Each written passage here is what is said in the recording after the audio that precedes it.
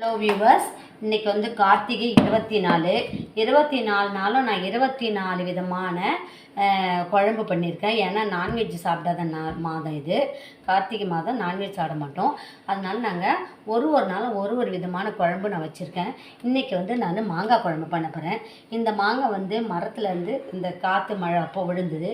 அது அப்படியே நான் வச்சுருந்துருக்கேன். இது வந்து கொஞ்சம் விழுந்ததில் கொஞ்சம் அடிபட்டிருக்கு. இப்போ இதில் வந்து நான் குழம்பு பண்ண போகிறேன். மாங்காய் குழம்பு, பீர்க்கங்காய் தோல் துவையல், பீர்க்கங்காய் கூட்டு, மூணும் பண்ண போகிறேன். மாங்காய் இனிப்பு பண்ணுறது எப்படின்றத பார்ப்போம். மாங்காய் குழம்பு பண்ணுறது எப்படின்றத பார்ப்போம். முதல்ல மாங்காய்க்கு தோலை சீவிப்போம். மாங்காய்க்கு நான் தோல் சீவிக்கிறேன். அப்போ தான் மாங்காய் குழம்பு ரொம்ப டேஸ்ட்டாக இருக்கும். தோல் வந்து கொஞ்சம் ரஃப்பாக இருக்கும். அதனால் நான் வந்து தோல் போட மாட்டேன் மாங்காய் குழம்புக்கு. நான் வந்து முதல்ல மாங்காய்க்கு தோலை சீவிக்கிறேன். ஒரே ஒரு வெங்காயம் கட் பண்ணால் போதும், புளியெலாம் தேவையில்லை.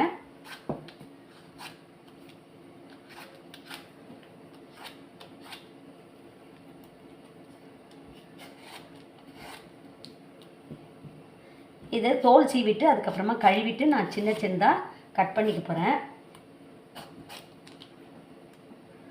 இது ரொம்ப டேஸ்ட்டாக இருக்கும் மாங்காய் குழம்பு நம்மளுக்கு சாப்பிட்றதுக்கு. பீலர்லாம் வச்சு ஹேண்டில் பண்ணும்போது பத்திரமா, பீலர் யூஸ் பண்ணும்போது பத்திரமா ஹேண்டில் பண்ணணும். இப்போ நான் மாங்காய் கட் பண்ணி வச்சுக்கிட்டேன். இப்போ இதை வந்து சின்னதாக கட் பண்ணணும். நான் அந்த மாதிரி கட் பண்ணிக்கிறேன். இந்த மாதிரி ஸ்கொயர் ஷேப்பில் இந்த மாதிரி மாங்காவை கட் பண்ணிக்கலாம்.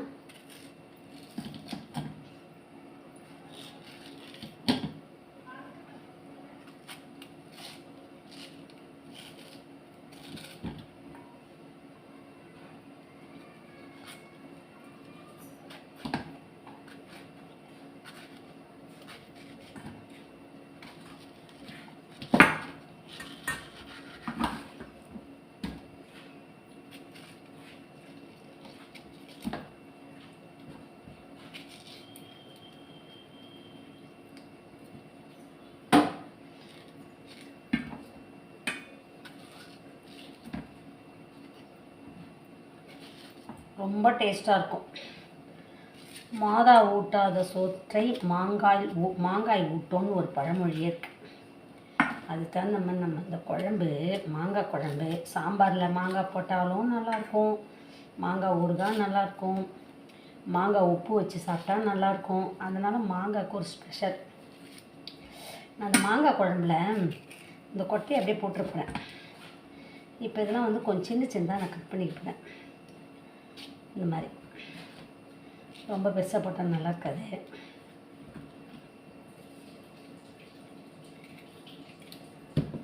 இதை இப்போ சின்னதாக கட் பண்ணிட்டேன். ரொம்ப டேஸ்ட்டாக இருக்கும் மாங்காய் குழம்பு. இன்றைக்கி சாப்பாடு ஒயிட் ரைஸ் பண்ணிட்டேன். கிச்சன்லாம் நீட் பண்ணிட்டு தான் இன்றைக்கி சமையல் வேலை ஆரம்பிக்கிறேன்.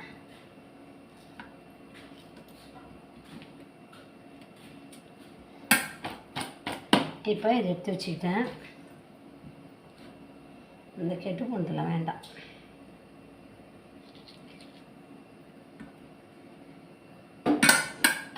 இப்போ மாங்காய் குழம்புக்கு மாங்காய் கட் பண்ணிட்டேன். அடுத்தது ஒரு சாம்பார் வெங்காயம் கொஞ்சம் எடுத்துக்கிறேன். நான் மோஸ்ட்லி சாம்பார் வெங்காயம் தான் யூஸ் பண்ணுவேன். சாம்பார் வெங்காயத்தை கட் பண்ணி ஒரு தட்டில் எடுத்துக்கிறேன். இதையும் கட் பண்ணிக்கிறேன், சாம்பார் வெங்காயமும்.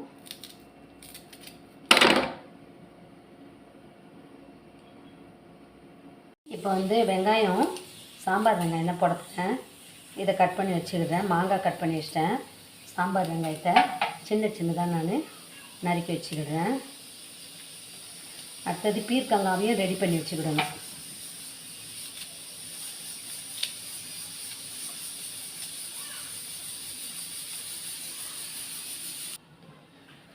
மாங்காய் குழம்புலாம் ரொம்ப சிம்பிள், ரொம்ப ஈஸி. கம்மியான பொருட்கள் தான் தேவைப்படும் மாங்காய் குழம்புக்கு. வெறும் மாங்காய், கொஞ்சமாக வெங்காயம், கருவேப்பிலை, காஞ்ச மிளகாய், மிளகாத்தூள், அதுக்கப்புறம் கொஞ்சமாக வெல்லம். அது போட்டால் கொஞ்சம் டேஸ்ட்டு கூடும். உப்பு, இனிப்பு, புளிப்பு, காரம் சுவையும் கலந்தது தான் மாங்காய் குழம்பு. 5 சுவை இருக்கும் அதில். அதனால் அதுக்கு தான் மாங்காய் குழம்பு நல்லா டேஸ்ட்டாக சாப்பிட்லாம். இப்போ இதுக்கு வந்து 2 கொத்து கருவேப்பிலை எடுத்துக்கிறேன். கருவேப்பிலையை வாஷ் பண்ணிவிட்டு இதில் போட்டுக்கிறேன். இனிமேல் நம்ம எப்படி மாங்காய் குழம்பு பண்ணுறதுன்றதை பார்ப்போம். இதுக்கு வந்து நான் கடாய் அடுப்பில் வச்சுக்கிறேன். ஒரு அடுப்பில் சாப்பாடு ஆயிடுச்சு. இப்போ நான் வந்து ஒரு கடாய் அடுப்பில் வச்சுட்டு சுவையான மாங்காய் குழம்பு பண்ண வேண்டியதுதான். இப்போ நான் ஒரு அடுப்பில் கடாய் வச்சுக்கிறேன். ஸ்டவ் ஆன் பண்ணிக்கலாம்.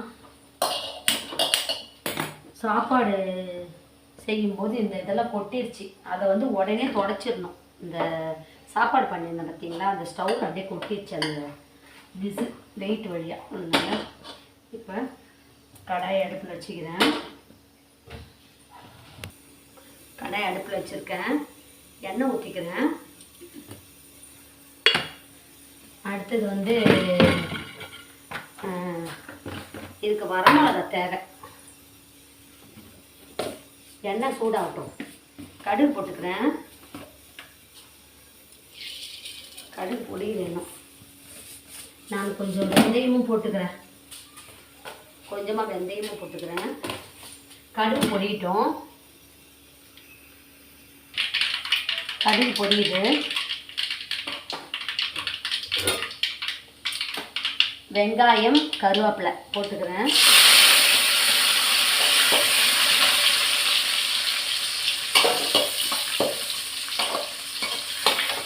காஞ்ச மிளகா 2 கிள்ளி போட்டுக்கலாம். மற்றதெல்லாம் கொஞ்சம் முழுசாக போட்டுக்கலாம். காஞ்ச மிளகா போட்டுக்கிறேன். கல்லுப்பு போட்டுக்கிறேன். நல்லா வதக்கிக்கிடலாம். வெங்காயம் கொஞ்சம் நல்லா பொன்னிறமாக வதக்கலாம். இதுக்கு வந்து புளிப்பே தேவையில்லை. கட் பண்ணி வச்சுருந்த மாங்காவை போட்டுக்கிறேன். கொஞ்சமாக பெருங்காயத்தூள் போட்டுக்கிறேன். கொஞ்சமாக குழம்பு மிளகாத்தூள் போட்டுக்கிறேன்.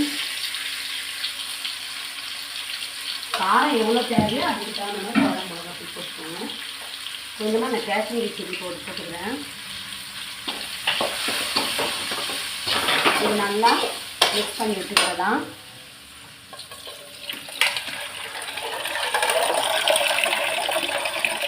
தண்ணி விட்டுக்கிறேன். தண்ணியை ஊற்றிட்டு இது கொஞ்சம் நல்லா கிளறி விடலாம். நல்லா வேகட்டும் மாங்காய். இப்போ இதுக்கு தக்காளியோ எதுவும் தேவையில்லை. வெறும் மாங்காய், மிளகாத்தூள், காஞ்ச மிளகா, கருவேப்பிலை, எண்ணெய், கடுகு, அவ்வளோதான். வெந்தயம். இப்போ இதில் வந்து நல்லா வேகட்டும். நான் கொஞ்சமாக இதுக்கு புளியோதரை மிக்ஸ் இருக்குது, அதை கொஞ்சம் போட்டுக்கிறேன். குழம்பு ரொம்ப வித்தியாசமான டேஸ்ட்டாக இருக்கும். புளியோதரை மிக்ஸு போட்டு நீங்கள் மாங்காய் குழம்பு செய்து பாருங்கள். ரொம்ப டேஸ்ட்டாக இருக்கும். நல்லா வேகட்டும் மாங்காய்.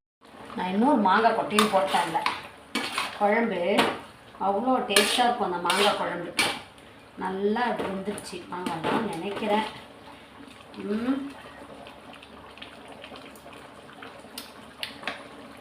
ரொம்ப டேஸ்ட்டு. உப்பு தான் கம்மியாக இருக்குது. உப்பு கொஞ்சம் போட்டுக்கிறேன். இன்னும் கொஞ்சம் தண்ணி ஊற்றிக்கலாம்.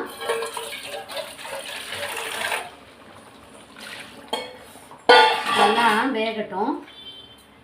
உப்பு மட்டும் போட்டேன். மாங்காய் குழம்பு தயாராகிட்டுருக்கு. அதுக்கு நடுவில் ஒயிட் ரைஸ் ஆயிடுச்சு. இப்போ வந்து நான் பீர்க்கங்காய் தொகையல் பண்ணணும். பீர்க்கங்காய் கீரை தொகையல் பண்ண போகிறேன். இப்போ வந்து நான் பீர்க்கங்காய் தொகையல் பண்ண போகிறேன். பீர்க்கங்காய் தோலை நம்ம கட் பண்ணி எடுத்துக்கலாம். ரொம்ப டேஸ்ட்டாக இருக்கும் பீர்க்கங்காய் தொகையல். இதனோட காம்பு பகுதி எடுத்துருவோம் கட் பண்ணி. இப்போ நான் வந்து தோலை வந்து இந்த மாதிரி எடுத்துக்கிறேன். இதை நல்லா வாஷ் பண்ணிவிட்டு நம்ம வதக்கிட்டு தொகையில் அரைச்சி செய்து சாப்பிட்டு பாருங்கள், ரொம்ப டேஸ்ட்டாக இருக்கும்.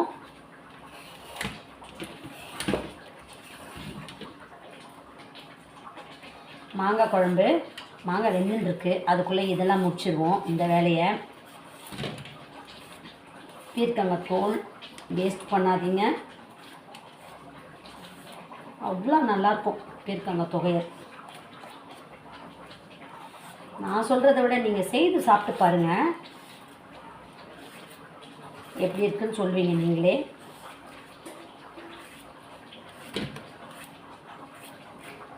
இந்த மாதிரி எல்லா பீர்க்கங்காவே தோலை எடுத்துட்டேன். இதை வந்து நம்ம கூட்டு பண்ண போகிறேன். இப்போது இந்த மேல் தோலை, அதாவது பீர்க்கங்காய் மேல் தோலை நான் வந்து இப்போ துவையல் பண்ண போகிறேன். ரொம்ப டேஸ்ட்டாக இருக்கும். இதை முதல்ல நம்ம வாஷ் பண்ணிப்போம். மாங்காய் குழம்பு ஆயிடுச்சு. கொஞ்சமாக நான் கருவேப்பிலை மேலே தூவிக்கிறேன். சுவையான மாங்காய் குழம்பு, 2 மாங்காய் கொட்டை போட்டிருக்கேன், நல்லா சாப்பிடலாம். இப்போ மாங்காயெலாம் நல்லா வெந்துச்சு. ஏன்னா தோலை உரிச்சிட்டேன், தோல் இல்லாமல் வெறும் சதை தான் போட்டு மாங்காய் குழம்பு பண்ணியிருக்கேன்.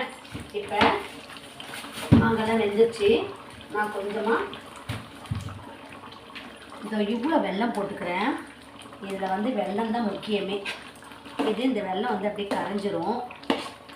வெல்லம் தான் இந்த குழம்புக்கு முக்கியமே. இறக்கும்போது நீங்கள் வெல்லத்தை போட்டு 2 கொதி வந்த பிறகு ஸ்டவ் ஆஃப் பண்ணி விட்டுருங்க. சுவையான மாங்காய் குழம்பு தயாராகிடுச்சு.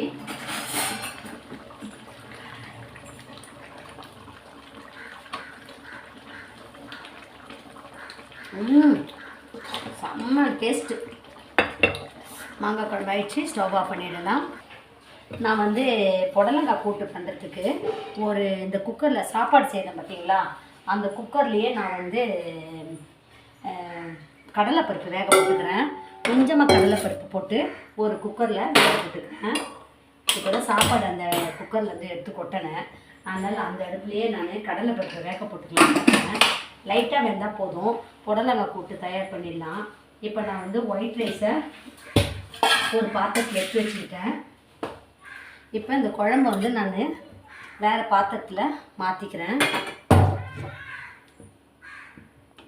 இது வந்து பார்க்க காரக்குழம்பு மாதிரி இருக்கும், ஆனால் டேஸ்ட் வந்து வேறு தான். ஏன்னா நான் புளியோதரை மிக்ஸு பொடி கூட போட்டேன், அதனால் அது பார்க்க தான் காரக்குழம்பு மாதிரி இருக்கும், ஆனால் டேஸ்ட்டு ரொம்ப வேறு வித்தியாசமாக இருக்கும். நீங்களும் அந்த மாதிரி செய்து சாப்பிட்டு பாருங்கள். இப்போ நான் வந்து ஒரு பாத்திரத்தில் குழம்பு மாற்றி வச்சுட்டேன். இப்போ நான் வந்து இந்த சாப்பாட்டை இந்த கடாயில் இருக்கிறத விரசி சாப்பிட போகிறேன். லேடிஸுங்களுக்கு பிடிச்சதே இந்த மாதிரி கொஞ்சம் சாப்பிட்றது, ஆசையாக சாப்பிட்ருவாங்க. இந்த மாதிரி விரசி சாப்பிட்றது எனக்கு ரொம்ப பிடிக்கும். இதை விரசி சாப்பிட்டு பாருங்கள், அவ்வளோ டேஸ்ட்டாக இருக்கும்.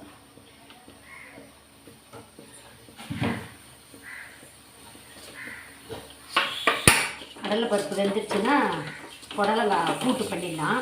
அதுக்குள்ளே இந்த மாங்காய் குழம்பை சாப்பாடு கடாயை அரிசி சாப்பிட்லாம். நான் அந்த மாதிரிலாம் குழம்பு வச்சுன்னா கொஞ்சம் அரிசி சாப்பிட்ருவேன், ரொம்ப டேஸ்ட்டாக இருக்கும். நிறைய பேருக்கு பிடிக்கும்னு நினைக்கிறேன் இந்த மாதிரி அரிசி சாப்பிட்றது.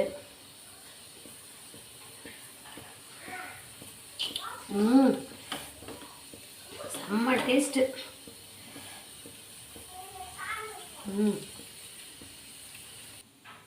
இப்போ மாங்காய் குழம்பு ஆயிடுச்சு. பீர்க்கங்காய் தோல் துவையல் எப்படி பண்ணலான்றது பார்ப்போம்.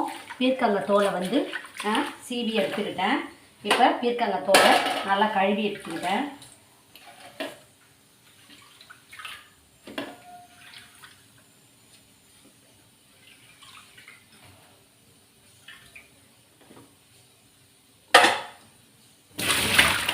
அடுப்பில் கடாய் வச்சுக்கிறேன்.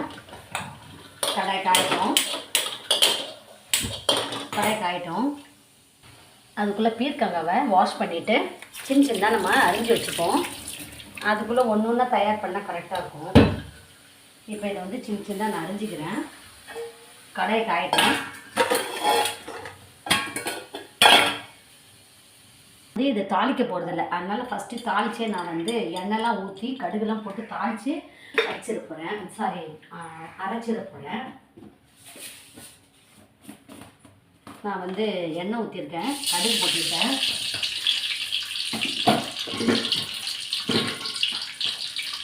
கடுகு போட்டிருக்கோம். ஒரு 4-5 வரமிளகா போட்டிருக்கேன். வரமிளகா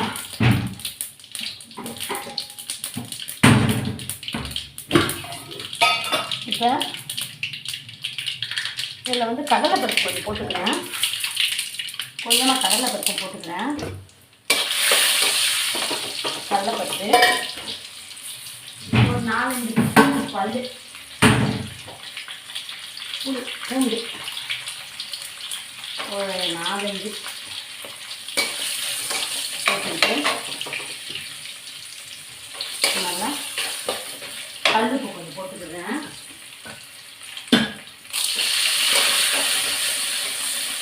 எண்ணெயில் நல்லா வதக்குவோம்.